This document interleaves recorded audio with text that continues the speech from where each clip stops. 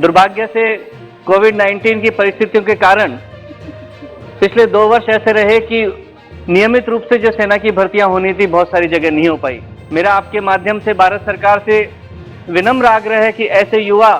जिनकी इस कोविड काल के अंदर जो आयु सीमा को पार कर चुके हैं। दोस्तों, धौलपुर सांसद डॉक्टर मनोज राजौरिया ने शीतकालीन संसद सत्र के दौरान शुक्रवार को लोकसभा में सेना भर्तियों में अधिकतम आयु सीमा में कम से कम 2 वर्ष की छूट देने का मुद्दा उठाया है। उनका कहना था कि वर्ष 2020 से ही कोरोना जैसी महामारी के कारण उत्पन्न परिस्थितियों ने संपूर्ण मानव जाति को ही संकट में डाला है और इन्हीं परिस्थितियों के चलते पिछले 2 वर्षों में सेना में भर्तियां नियमित नहीं हो पाई हैं, जिससे इसकी तैयारी कर रहे युवा काफी निराश हैं, क्योंकि कई युवा इस सेना भर्ती के लिए तय अधिकतम आयु सीमा को पार कर चुके हैं। इसलिए भारत सरकार से अनुरोध है कि वो सेना भर्ती में अधिकतम आयु सीमा में कम से कम 2 वर्ष की छूट प्रदान कर ऐसे सभी नौजवानों को राहत देने की कृपा करे।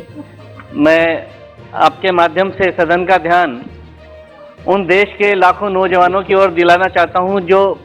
राष्ट्र की सेवा के लिए, देश के गौरव के लिए अपने प्राणों की आहुति देते हुए भी इस देश की सेवा में सेना में जाने की इच्छा रखते हैं। दुर्भाग्य से कोविड-19 की परिस्थितियों के कारण पिछले 2 वर्ष ऐसे रहे कि नियमित रूप से जो सेना की भर्तियां होनी थी बहुत सारी जगह नहीं हो पाई। मेरे राजस्थान और करौली धौलपुर के अंदर भी लाखों युवा ऐसे हैं जो सेना में भर्ती होने की कामना करते हैं,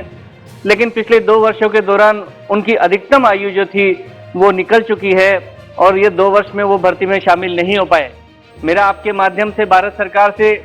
विनम्र आग्रह है कि ऐसे युवा जिनकी इस कोविड काल के अंदर जो आयु सीमा को पार कर चुके हैं, कृपया उनको कम से कम 2 वर्ष का अधिक आयु सीमा में छूट का लाभ दिया जाए ताकि राष्ट्र सेवा में पुनः वो सेना में भर्ती होकर अपनी सेवा कर सके। धन्यवाद।